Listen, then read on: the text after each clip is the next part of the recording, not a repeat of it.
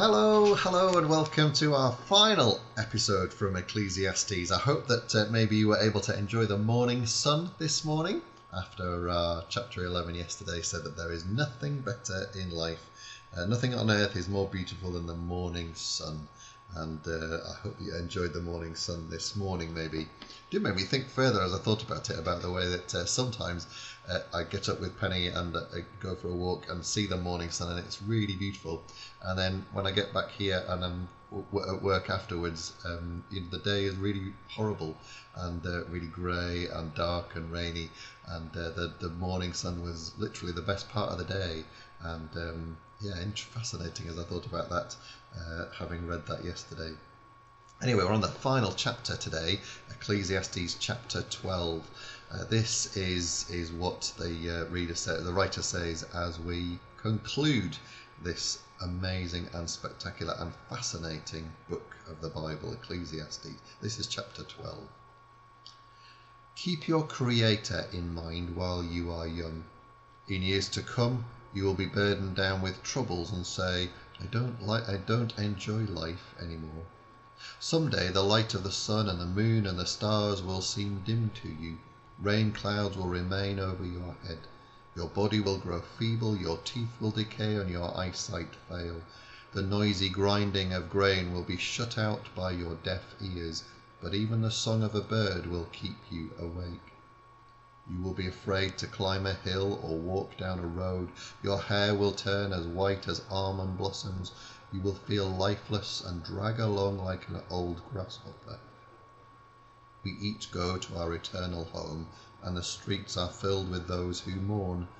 The silver cord snaps, the gold bowl breaks, the water pitcher is smashed, and the pulley at the well is shattered. So our bodies return to the earth, and the life-giving breath returns to God. Nothing makes sense at all. I have seen it all. Nothing makes sense.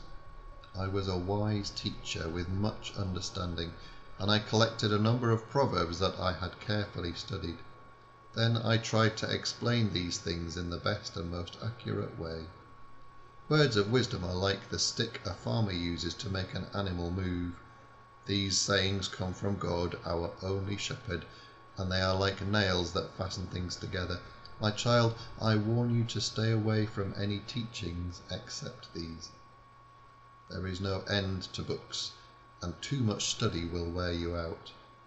Everything you were taught can be put into a few words: respect and obey God. This is what life is all about. God will judge everything we do, even what is done in secret, whether good or bad. And that's the end of Ecclesiastes. It's quite a book, isn't it? In this final chapter we get this just a great image of getting old. It's fascinating, it really is. Someday the light of the sun and the moon and the stars will all seem dim to you. Your body will grow feeble, your teeth will decay, your eyesight will fail, the noisy grinding of grain will be shut out by your deaf ears. You will be afraid to climb up a hill or walk down a road. Your hair will turn as white as almond blossom. You will feel lifeless and drag along. It's a really wonderful and very vivid image of growing old, isn't it? And that sense at the beginning, I don't enjoy life anymore. And it says, and then the end comes and we all go to our eternal home. So because of that, because we're aware of our ending and the fact that the gift of life is something so short, make the most of it, is what it says. And the way to make the most of it is to respect and obey God, to recognize the wonders that he gives even in the midst of the turmoils of life, and not to miss those things. And it's important to respect and obey God, because God is the one who judges. God judges everything we do. There was a very famous mathematician called Poisson. He was a statistician among other things. And one of the things he said is there is, if God may or may not exist. But the very fact is that if God does exist, then he tells us to follow him and to do the things that he longs for us to do.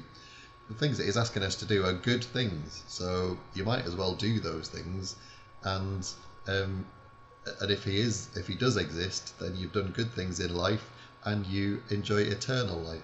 And if he doesn't exist, then you still had a good life, and even if that's it, you've still enjoyed life as it comes. And I think perhaps I would have enjoyed the book of Ecclesiastes, because that really is the message that we receive here too, is do good and enjoy the good things that life brings at you, whether they're small or great. Just enjoy those things and enjoy them for the things that you've been given. Don't worry about other people from the point of what they've been given, whether that's less or more, but just care for one another, love one another, make friends and rejoice in life, and respect and obey God.